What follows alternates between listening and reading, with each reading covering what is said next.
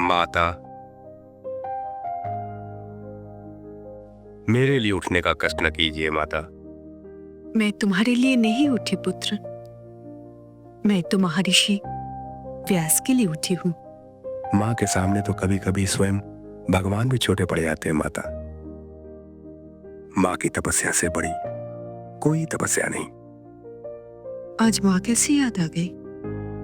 मुझे माँ के प्रति अपने अंतिम कर्तव्य का पालन जो करना है माता। अंतिम कर्तव्य? हाँ माता, अंतिम कर्तव्य। समय तो एक नदी की तरह बहता रहता है और शरीर नौका समान स्थिर नहीं रह सकता, और आत्मा एक यात्री है जो अपने घाट, अपने लक्ष्य को निरंतर खोजता रहता है। ये तुम क्या कह रहे हो पुत्र? मैं समझी नहीं। आप कैसे समझोगी माता? न धर्म को अपनी चेतना है, न मां को अपना ज्ञान। परंतु आप ममता के इस घाट पर कब तक टिकी रहोगी? अपनी पीढ़ियों पर रोना ही तो जीवन का लक्ष्य, जीवन का उद्देश्य नहीं। मोह के इस बंधन से निकलिए माता। निकल के जाऊं कहां पुत्र? तपोवन का मार्ग खुला है माता। यहाँ हस्तिनापुर में अब आपका काम समाप्त हुआ। अंबिका और अंबालिका को भी साथ ले चलिए। आज तुम ऐसे निर्दय स्वर में क्यों बात कर रहे हो पुत्र?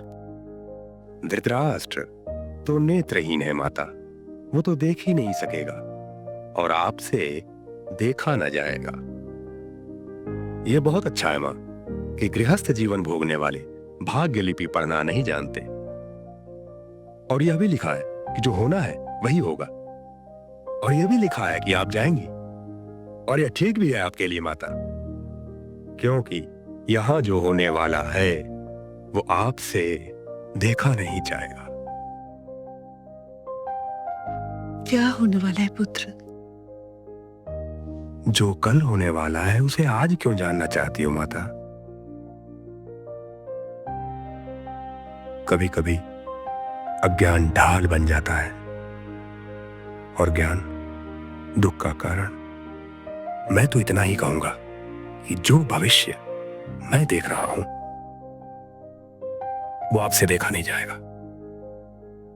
इसीलिए आपका यहां से चले जाना ही उचित होगा। चलिए माता, आपका पुत्र आपको लेने आया है। सुना है राजभवन में ऋषि व्यास पधारे हैं। दादीश्री से मिलने आए हैं। दादीश्री, दादीश्री, आपने क्यों कष्ट किया? मुझे बुला लिया होता। चिरंजीवी हो, सौभाग्यवती भव। माते, नंगे पांव? हाँ पुत्री, व्यास कहते हैं कि मेरे हस्तिनापुर में रहने के दिन समाप्त हुए। मैं अंबिका और अंबालिका को लेकर उनके साथ वन में जा रही हूँ। क्या क्या हमसे कोई भूल हो गई है? नहीं, अभी तक तो नहीं हुई। हमारा अहोभाग्य के ऋषिवर पधारे हैं। जैसे तुम सबकी पदचाप पहचान लेते हो पुत्र, भगवान करे कि तुम आने वाले कल की भी चाप पहचान सको। ये अभागा धृतराष्ट्र किसी की चाप क्या पहचानेगा? घटना या दुर्घटना के लिए भाग्य को आरोपित करना छोड़ो पुत्र, क्योंकि यदि भाग्य ही सब कुछ हो तब तो कर्म का कोई अर्थ ही नहीं हुआ। जो कुछ होता है उसके लिए स्वयं मनुष्य ही उत्तरदायी है।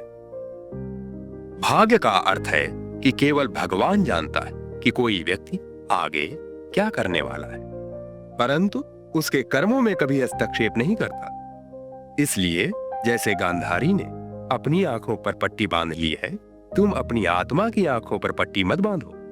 तथा ये कदापि मत भूलो कि दुर्योधन तुम्हारा ज्येष्ठ पुत्र भले ही हो, किंतु युधिष्ठिर ज्येष्ठ कुरुपुत्र है। तो ऋषिवर, आप मुझे भी अपने साथ ले चले। संन्यास अपने आप से भागने का नाम नहीं है। संन्यास अपने आप अपने अहम का सामना करने का नाम है। यदि बन सको तो गृहस्थ आश्रम के सन्यासी बनो। गृहस्थ आश्रम के सन्यासी? हाँ, इसका अर्थ है कि जो वस्तु तुम्हारी नहीं वो वस्तु तुम्हारी नहीं है और इसका तुम्हें ज्ञान होना चाहिए। चलिए माता। पुत्र धृतराष्ट्र, जी माते। मैं पांडु पुत्रों को तुम्हें सौंप रही हूँ। क्षण भर के लिए भी उनकी ओर से ध्यान न हटाना। वे तुम्हारी अनुज पांडु की धरोहर है। उन्हें प्यार से पालना। यदि हट करे तो उन्हें झिड़की न देना।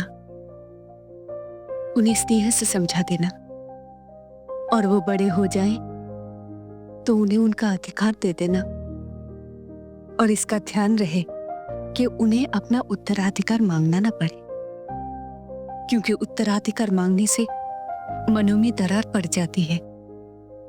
और ये ध्यान रहे कि दुर्योधन तुम्हारा पुत्र है और ये पांचों पांडु महाराज के पुत्र हैं। पुत्री गांधारी, मैं हस्तिनापुर को धृतराष्ट्र को सौंप रही हूं और धृतराष्ट्र को तुम्हें इसका हाथ थामे रखना। सौभाग्यवती भवा। भगवान तुम्हें न्याय करने की शक्ति दे। तुम यही ठहरो। गांधारी, तुम हमें हमारी सीमा तक छोड़ने आओ। इस चौखट पर हमारे साथ आने की तुम्हारी सीमा समाप्त होती है। ये चौखट गृहस्थ रेखा है। कुंती और कुंती पुत्रों का ध्यान रखना। भीष्म, अब मैं तुमसे भी विदा लेती हूँ। मैं भी आपके साथ चलूंगा माते। मुझे भी अपने साथ चलने की आज्ञा दीजिए। मैं तुम्हें कोई आज्ञा कैसे दे सकती हूँ पुत्र? तुम तो कुरु सिंहासन से बंधे हुए हो। यही तुम्हारा संन्यास है, यही तुम्हारी तपस्या। परंतु कुरु सिंहासन तो अब चारों ओर से सुरक्षित है माते। क्या तुमने भविष्य में जाकर देख लिया गंगापुत्र? ये न भूलो कि तुम्हें इच्छा मृत्यु का वरदान मिला है, इच्छा जीवन का नहीं। मृत्यु का वर्ण करने तक बंधे रहो इसी कुरु सिंहासन से और जिए जाओ। जीना बहुत कठिन काम है बृहस्पति शिष्य भीष्म। चलिए माते। संपूर्ण परिवार का ध्यान रखना, क्योंकि तुम ही सबसे बड़े हो। आयुष्मान भव।